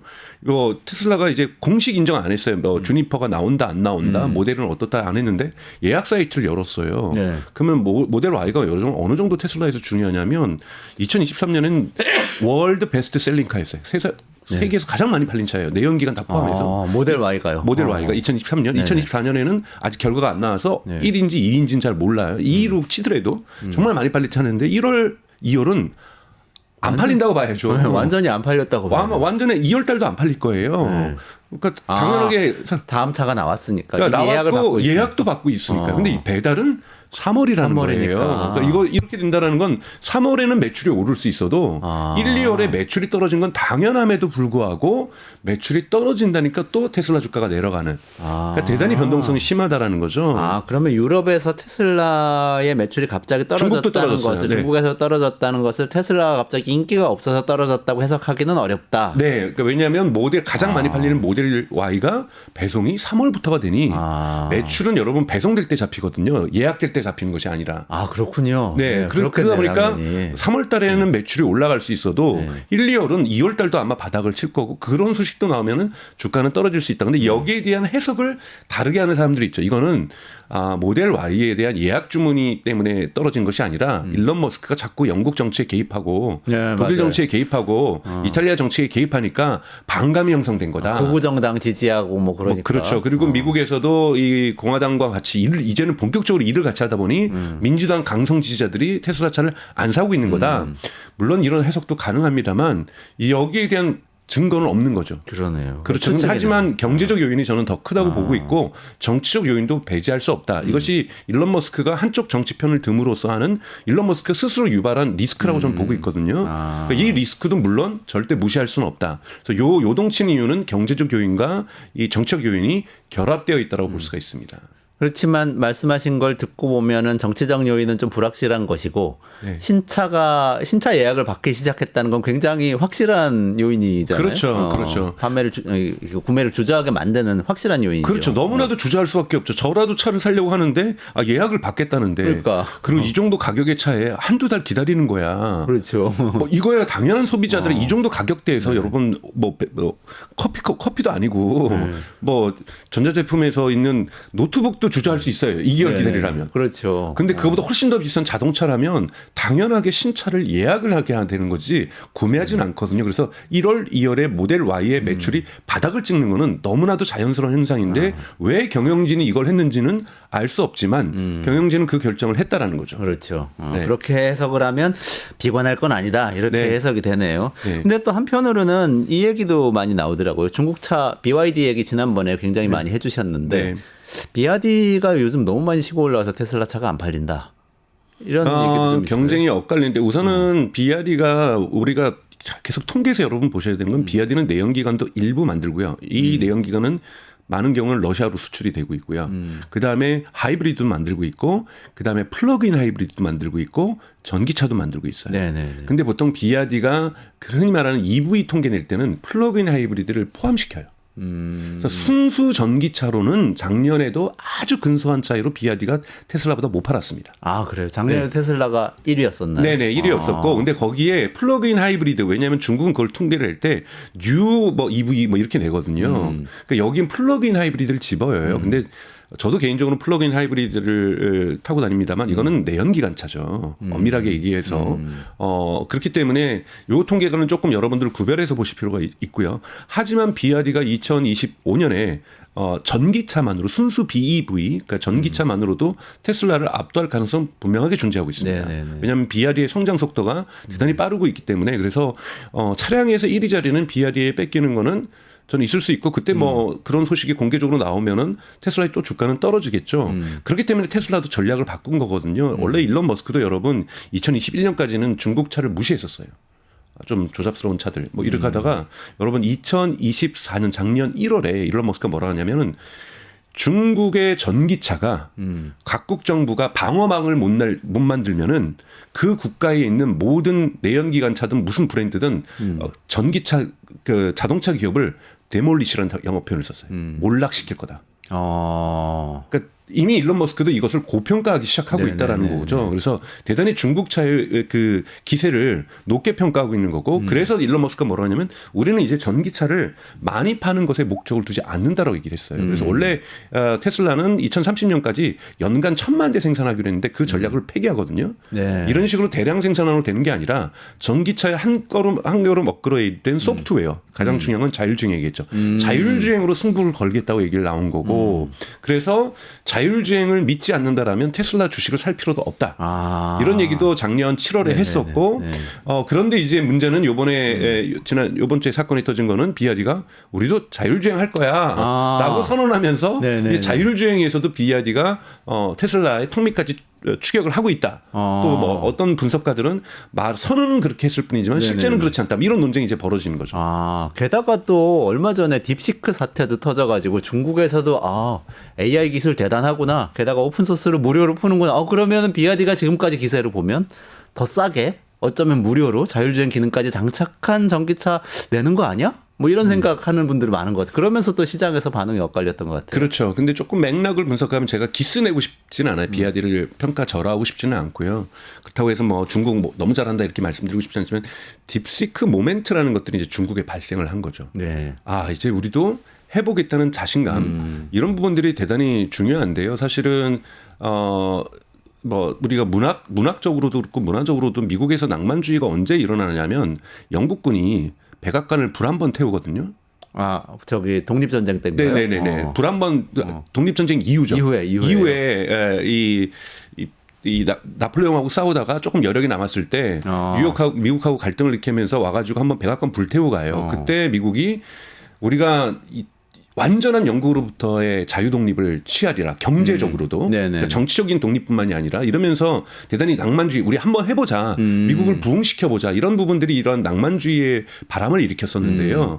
마찬가지로 지금 중국에 일고 있는 것은 일부 전문가들은 새로운 낭만주의가 중국에 일고 있다. 그러니까 뭔가 미국을 추격하고 있다고 생각했는데 이길 수 있다라는 생각은 지나친 국뽕주의자들 외에는 없었던 거죠. 근데 이번에 해보니까 명백하게 우리도 해볼 수 있다라는 것을 딥시크가 보여줬다. 그러면서 벤처 캐피탈이라든지 그러니까 중국의 투자자들도 우리 다시 한번 적극적으로 투자해보자. 다시 한번 우리 AI 부분에서 미국을 압도해보자라는 이런 모멘트들이 생겼던 분위기고 사실 비아디가 그래서 딥시크를 적용하겠다라는 것이지 발표를 한 거죠. 그러니까 중국 할 수 있겠네 이런 분위기가 형성된 거지 이제 적용을 하면 이것이 자율주행에서 얼마나 큰 기여를 할지는 잘 모른다라는 거예요. 왜냐하면 웨이모도 즉 딥시크를 기반으로 하는 거대 언어 모델이라는 건 여러 번 트랜스포머 모델이죠. 구글이 만들었던 트랜스포머 모델을 웨이모에도 적용을 하고 있어요. 근데 아직 테슬라는 적용하지 않고 있어요. 트랜스포머 모델은 자율주행에 있어서 보완제적인 기술입니다. 트랜스포머가 여러분 뭐냐면 토큰을 쉽게 얘기해서 언어를 토큰을 했을 때 다음 넥스트 토큰을 예측하는 거잖아요. 트랜스포머가 자율주행에 들어가면 뭘 할 수 있냐면 제가 비보호자 회전을 하고 싶어요. 저쪽에 차량이 10대가 와요. 그 10대의 속도를 계산해서 확률적으로 제가 10대를 다 기다린 다음에 비보호자 회전을 할 것이냐. 2대를 보낸 다음에 비보호자 회전할 것이냐. 6대를 보낸 다음에 비보호자 회전할 것인가를 확률적으로 계산하는데 매우 유용합니다. 이거를 유용한 것이지 파란불 봤을 때 달리고 빨간불 봤을 때 뭐 멈추고 이것을 하는 것에 트랜스포머 모델이 자율주행에 주는 가치는 크게 없습니다. 다만 근데 이런 예측 기술도 대단히 중요하죠. 저 아이가 옆에가 오른쪽에 오고 있는 아이가 오고 있는데 갑자기 얘가 튀쳐나올 확률이 얼마가 될 것인가. 이런 예측 부분에서 트랜스포머가 보완제적인 역할을 할 거라는 부분에서 생성AI는 다음 단계를 계속 예측을 해가지고 다음 단어가 뭔지를 만들어내는 AI니까 맞습니다. 그 예측도 가능하군요. 그렇죠. 저희가 이렇게 다음 단계 여기로 뛰어올 확률이 얼마나 되냐. 그렇죠. 이런 걸 예측하는 이제 트랜스포머는 보완제 역할을 한다라는 거고 딥시크가 무료다 보니까 이걸 하겠다라는 거고 아직 그 비아디가 이거를 실현하기 위해서 풀어야 될 숙제들은 저는 그러니까 즉 테슬라가 지금 추구하고 있는 2025년에 비감독화에서 FSD까지 가기에는 시간은 좀 남아 있다. 격차는 좀 있다. 하지만 중국의 발전 속도로 볼 때는 충분히 가능성이 없는 건 아니다. 저도 그건 동의해요. 그렇기 때문에 아직까지 격차가 비아디와 테슬라에게는 분명하게 존재하고 있으나 이 격차가 2025년에 좁혀지진 않더라도 2026년에는 거의 좁혀질 가능성들도 있다. 그렇기 때문에 위협적이라는 것에는 100% 동의합니다. 값싸게 한다는 것도 지금 화제인 것 같은데 그 값싸게 할 수 있나요? 그 비아디가 자율주행을 한다고 하면 지금까지 그때 계속 설명해 주신 게 테슬라는 어쨌든 뭐 수조 원 들여가지고 뭐 AI 칩도 사고 자체 AI도 개발하고 여러 가지 노력을 했는데 그런 걸 없이도 훨씬 싸게 할 수가 있냐? 우선은 크게 볼 때는 이제 중국의 AI 그러니까 자율주행 생태계가 있죠. 그러니까 사실은 미국 같은 경우에는 테슬라 혼자 흔히 말하는 이러한 카메라로만 가는 자율주행을 혼자 하고 있잖아요. 혼자 처음부터 끝까지 다 해야 되는 것이고 구글은 레이더하고 라이다도 대단히 고가의 레이더하고 라이다를 하면서 레이더하고 라이다를 자율주행에 장착할 경우는 여러분 음파나 빛으로 앞차와의 거리나 앞차와의 사물을 인식하는 기능을 하게 됩니다. 근데 여기에는 반드시 보조적으로 그 달리는 지형에 HD급의 대단히 고카메라 해상도가 높은 지도가 필요해요. 이런 걸 맞춰가면서 구글은 가는 거고 테슬라는 카메라만으로 가고 있는 거고요. 그렇기 때문에 다른 어프로치이기 때문에 독립된 생태계를 가지고 있는 거죠. 네네. 근데 중국 같은 경우는 중국 정부가 밀고 있는 거잖아요. 네네. 정부가 2030년까지 어떻게든지 자율주행의 수준을 갖다가 글로벌 넘버 원으로 만들겠다고 얘기를 하면서 하웨이도 하고 있고 바이두도 하고 있고 지금 뭐 비아디도 하고 있고 샤오펑도 하고 있고 엄청나게 지금 중국의 자동차 기업들이나 테크 기업들이 서로 협력하면서 하웨이나 바이두가 왜 자율주행을 하겠어요? 우리 식으로 하면 네이버고 그러게요. 우리 식으로 하면 삼성전자인데 그러네요. 그런 회사들도 지금 자율주행에 거의 올인하고 있다라는 거죠. 그러면 방대한 생태계가 구성이 됩니다. 그럼 비아디는 사실은 지금까지는 여기에서 명함도 못 내밀고 있었어요. 그러니까 이 자율주행 기술에 있어서는. 그런데 이들 기술을 병합할 수 있는 거죠. 중국 정부가 볼 때는 비아디 지금 글로벌에서 차량 수출 많이 되는데 뭐 바이두의 기술을 여기다 결합을 시킨다든지 이런 거는 중국 정부로 볼 때는 일도 아닌 거죠. 이렇기 때문에 적극적인 협력을 받을 수 있다.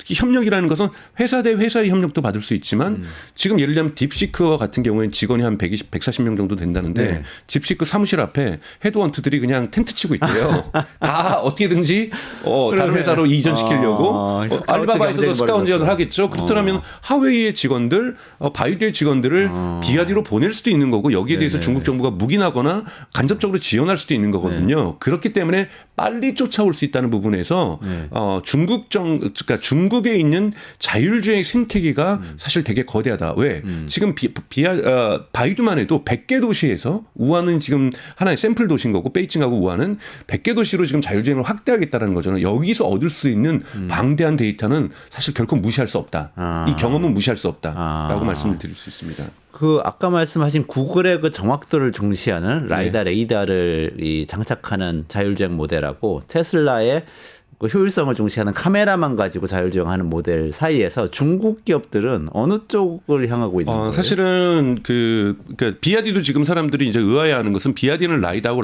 레이다를 써요. 아, 그래요? 라이다를 쓰죠. 라이다를 쓰는데 중국은 이 또 라이다도 대량 생산하다 보니까 저렴해졌어요. 아, 그래요? 라이더 그렇게 비싸지 않은 거예요? 그러니까 중국은 싼 저렴한 걸 씁니다. 물론 미국에서는 비판해요. 한국에서도 저거 정확도 떨어진다. 네네. 너무 저렴하다. 뭐 이런 얘기를 하는데 대부분 라이다를 쓰고 있고요. 라이다를 쓰지 않는 유일한 건 아니지만 대표적인 기업이 샤오펑입니다. 샤오펑 같은 경우에는 미국 증시에 상장해 있는 네. 중국의 자동차 기업이고 여기는 작년에 테슬라를 따라서 우리도 비전 온리 즉 카메라만으로 가겠다. 원래 거기는 라이다를 썼었어요. 네네. 근데 우리 이제부터는 카메라로만 가겠다. 그리고 여기에 엔드 투 엔드 AI를 쓰겠다. 이건 뭐 최근에 현대자동차도 엔드 투 엔드 AI를 하겠다라고 선언을 했거든요. 그러니까 이런 거는 이제 테슬라를 쫓아가는 매기 효과도 있고요. 네. 근데 비아디는 라이다를 써요. 그런데 어떻게 라이다가 설치되지 않는 C거리라고 하는 $10,000짜리에도 쓰겠느냐? 그럼 뭐 추가적으로 설치를 해줄 텐데 그럼 보통 그거 한 $2,000하고 $3,000는 최소한 할 텐데 $10,000짜리 차에다가 그거를 어떻게 올릴 수 있을지 는 의문이라는 그 지금 벌써 비판들이 제기되는데 뭐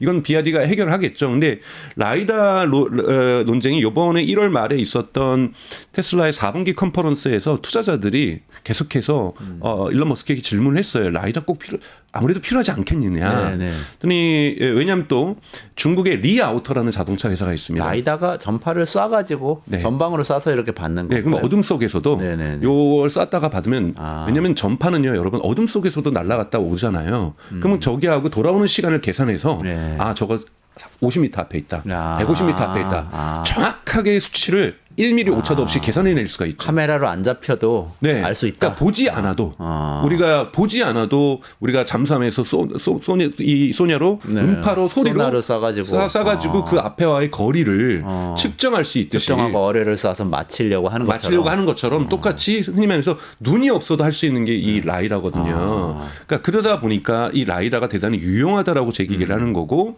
리아우터 중국의 리아우터라는 대단히 큰 회사가 있습니다. 리아우터에서는 테슬라는 중국에서 못 할 거야.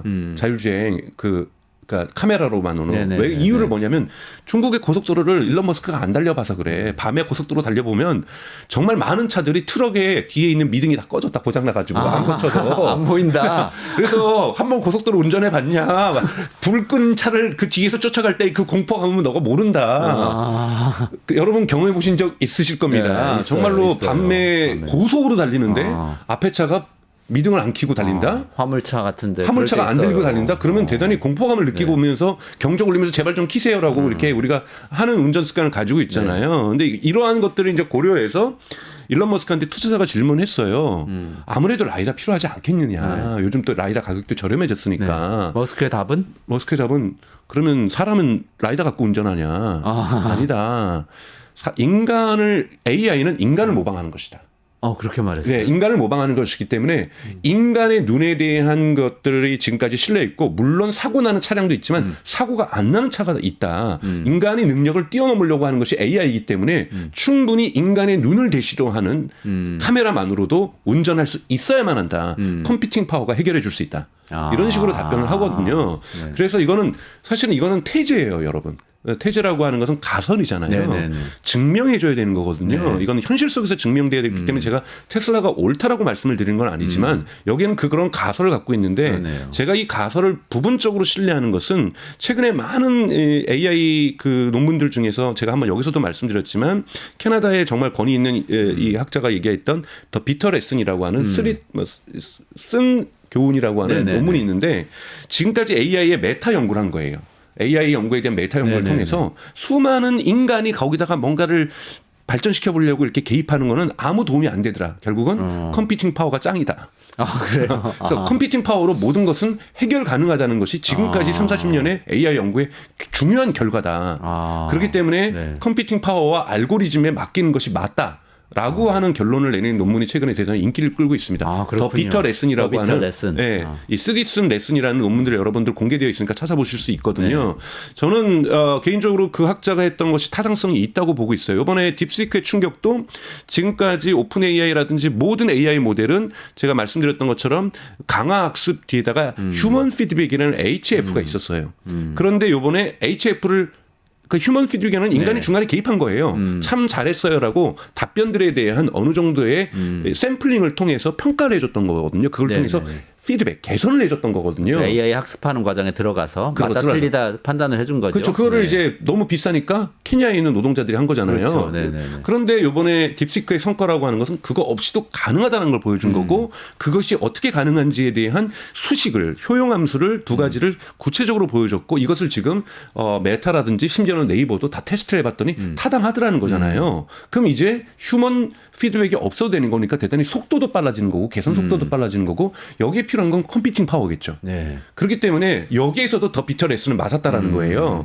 그렇기 때문에 저는 이 태세가 맞을지 아니면은 지켜볼 만하지만 충분히 한번 지켜볼 만한 가치가 있다. 머스크 얘기가 맞을 가능성이 그래도 상당히 있다. 상당히 있다. 거네요. 지금의 어떤 연구 트렌드로 봤을 때 연구의 지금의 결과물들로 봤을 때는 그 가능성을 결코 무시할 수는 없다라고 보고 있습니다. 그렇다면 비아디든 어디든 자율주행 차와 관련된 경쟁의 최종 엔드 스테이트 마지막 상태에서도 테슬라가 승자할 가능성이 있는 거라고 보시는 저는 거예요? 그런데 자본주의 사회에서 독과점은 없다라고 저는 생각해요. 독과점은 반드시 무너지게 돼 있고 무너지지 못하면 정치가 나서서 무너뜨리잖아요. 네. 그것이 그러니까 지금 엔비디아가 시장을 독과점하고 있는 거잖아요. 워낙 제품이 좋고 쫓아오는 기업들이 없고 수요는 크니까. 근데 이것이 독과점이 유지되는 것은 저는 자본주의 속성이 아니라고 저는 생각해요. 기본적으로. 네네. 분명히 경쟁자들이 나서서 이거를 그 이윤을 뺏어 먹거나 하는 것처럼 자율주행도 테슬라 방식으로만 전 세계가 천하통일되는 이런 일은 저는 없을 거라고 보고요. 그러니까 예를 들면 배터리에서도 삼원계가 있고 LFP가 있듯이 여기에 예를 들면 엔비디아의 방식이 이길 수도 있고 또는 뭐 비와리의 방식이 또한 어느 정도의 시장 점유율은 좀 가져갈 거다. 그래서 엔비디아가 테슬라가 100% 자율주행 시장을 장악하는 이런 일은 없을 거다. 하지만 유효한 의미를 가진다라면 이것도 하나의 중요한 발전 경로가 될 거라고 좀 보고 있습니다. 그렇군요. 지금 말씀하신 걸 정리를 해보면 비아디가 많이 따라오고 뭐 테슬라 판매가 줄어들고 이런 것들이 있지만 이미 테슬라는 자율주행차 기업이고 AI 기업이기 때문에 좀 기존의 전기차가 판매대가 높아지고 낮아지는 것은 크게 사실은 중요성이 떨어지고 있다. 네, 작년까지만 해도 그게 되게 중요했는데 이제는 기관 투자자들이 원래 그거를 되게 중요하게 봤거든요. 네네네. 사실은 개인 투자자들은 원래 그걸 중요하게 보지 않았어요. 근데 기관 투자자들이 중요하게 봤는데 기관 투자자들마저도 이제는 자동차 판매량에 그렇게 일희일비를 하지 않는다라는 거예요. 그렇군요. 그리고 이 자율주행차 레이스에서는 결론을 정확하게 알 수는 없지만 일단은 기술적으로 볼 때 머스크의 태제가 상당히 맞아가고 있다. 네. 그거는 굉장히 중요한 코멘트네요. 저 가시기 전에 근데 이거 너무 궁금해가지고 마지막으로 요거 하나 사실 마무리할 시간인데 1, 2분만 말씀해 주시면 좋겠는데요. 오픈 AI를 일론 머스크가 인수하겠다고 얘기를 했었잖아요. 뭐 어떻게 하면 뭐 철회하겠다 뭐 얘기도 하고. 이 상황은 어떻게? 감정 싸움이죠. 원래 2015년 같이 오픈 AI를 만들었잖아요. 오픈 AI를 만들었고 사실은 인류 전체에게 이바지하고 공헌할 수 있는 AI를 즉 오픈 소스를 만들겠다라고 해서 만들었는데 안 만들고 있어서 비영리로 운영하지 않고 있어서 사실 지금 심지어는 일론 머스크가 지금 오픈 AI 소송까지 건 상태예요. 네. 이제 감정 싸움을 하는 거고 그러다 보니까 이번에 딥시크에 의해서 오픈 AI가 상처를 받았어요. 제가 한번 말씀드렸던 것처럼 네네네. 와이어드 보도에 따르면 딥시크에 있는 과학자들과 연구자들이 우리는 지금까지 영리하고 있었는데 딥시크는 비영리로 저렇게 가고 있는데 우리는 지금 뭐 하고 있냐. 지금 내부가 흔들리고 있다는 거죠. 오픈 AI에서 명분을 잃어버렸다. 네, 내부가 흔들릴 때 이때 이제 공세로 나올 거야. 너네 그렇게 상업적으로 할 거면 나랑 같이 가자. 일론 머스크가 그렇게 한 방에 이제 자꾸 뒤흔드는 겁니다. 그러니까 오픈 AI를 흔드는 거 있는 거고 이렇게 흔들면 또 무슨 효과가 있냐면 여러분 거기 있는 엔지니어 과학자들이 그만두고서 그래 그냥 뭐 어차피 영리할 거 뭐 익스샷 AI로 가지 뭐. 그래서 여러분 인재 싸움이 지금 미국에서 선도하는 AI 기업들 사이에서 피 터지고 있어요. 그러니 이런 거나 흔들어 놓으면 충분히 오픈 AI에 있는 좋은 엔지니어나 과학자들을 익스샷 AI로 가져 나올 수 있는 그러한 효과도 있을 수 있습니다. 그런 포석이 있었군요. 네, 네. 감사합니다. 또 배경을 알게 됐고 일론 머스크 얘기는 하자면 굉장히 긴데 다음번에 한번 정리해 주시죠. 강 박사님. 오늘은 마무리해야 될 것 같고요. 이원재 끝내주는 경제 매일 오전 11시에 라이브 진행하는데 주말에는 다시 보기 보시고요. 월요일 오전에 11시에 라이브를 저는 다시 찾아뵙겠습니다. 강정수 박사와 같이 여기서 인사드리고 물러가도록 하겠습니다. 고맙습니다. 고맙습니다.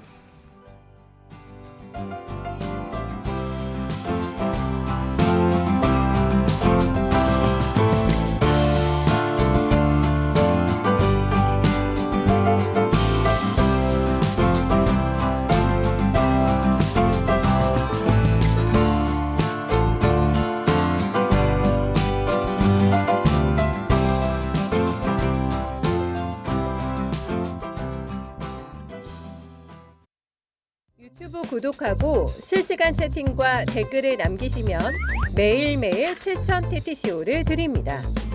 참여 방법은 통통물 어플을 다운로드하고 회원가입과 로그인을 해주세요. 마이페이지에서 나의 회원 고유 번호를 복사해주세요. 유튜브 구독 후 실시간 채팅이나 댓글창에 고유 번호를 한 번만 입력하면 준비 끝! 지금 유튜브 채팅과 댓글 쓰기 참여하고 실천 TTCO 받아가세요.